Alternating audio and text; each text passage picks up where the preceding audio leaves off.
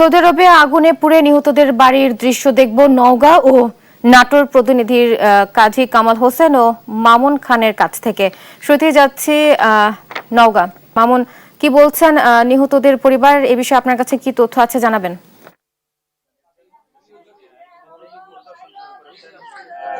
ধন্যবাদ বুবলি। আমি এখন রয়েছি নাটোরের নলডাঙ্গা উপজেলার খাজুরা পশ্চিমপাড়া এলাকায়। মূলত এখানে এসে যেটি দেখলাম যে পরিবারের কিন্তু হাজারি চলছে এবং সৌদি আরবের যেই অগ্নিকাণ্ডের ঘটনা ঘটেছে সেই সুপার কারখানা কিন্তু এখানকার সাব্বির নামে একজন নিহত হয়েছে এবং তার পরিবারে কিন্তু শোকের মাতম চলছে।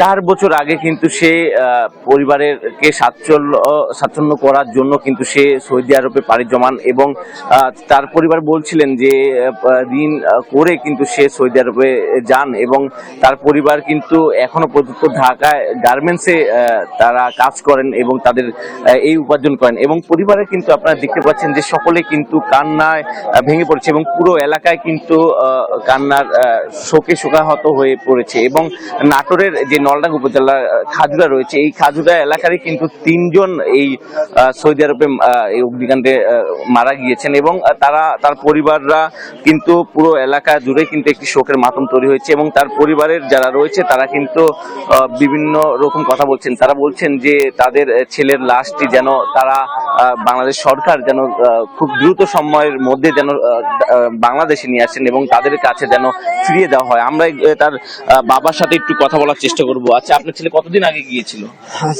3.5 বছর হতে 3.5 বছর হতে। কিভাবে গিয়েছিল? গিয়েছে ঋণ করে দিয়ে বেটাছি, ঋণ এখনো শোধ হয়নি। তার মধ্যেই মৃত্যুর খবর পাইছি, আগুনে পুড়ে মরছে। আর সরকারের কাছে একটাই দাবি, আমার ছালের যে লাশটা কত তাড়াতাড়ি আমার কাছে দিয়ে বেটা।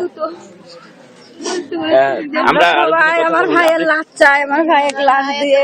আমার ভাই মেলা কষ্ট করেছে, আমার চাষা কিছু নাই। আমার চাষা কষ্ট করে চলে, আমার চাষা ঢাকা যায় আছে। আমার চাষার দেনামতি শোধনি, আমার চাষা বেটা তাড়াতাড়ি দিয়ে দিয়ে আমরা দেখবো আমার ভাইয়ের সবাই। না বিয়ে করছে। আমরা একটু তাদের সাথে কিন্তু কথা বলছিলাম, তার মায়ের সাথে একটু কথা বলার চেষ্টা করি। আচ্ছা, ছেলে কি বিয়ে করছিল? হ্যাঁ, বিয়ে করছিল। কতদিন আগে গিয়েছিল সে? 3.5 বছর হচ্ছে যাওয়া, 2 বছর হচ্ছে বিয়ে করা। মোবাইলে আপনার সাথে কি কথা হয়েছিল আপনার ছেলের? হ্যাঁ, কথা হয়েছিল কালকে 6:40 কথা বলেছি, সকাল 6টায়। যেমনটি বলছিলেন তারা কিন্তু তাদের পরিবারের সদস্যরা কিন্তু এখনো পর্যন্ত আহাজারি করছেন এবং তারা চাচ্ছিলেন যে যত দ্রুত সম্ভব তাদের লাশটি যেন নাটোরে নিয়ে আসা হয় এবং তার পরিবারকে বুঝিয়ে দেওয়া হয়। এই ছিল আমার কাছে নাটোর থেকে সর্বশেষ। চলে যাচ্ছি স্টুডিওতে।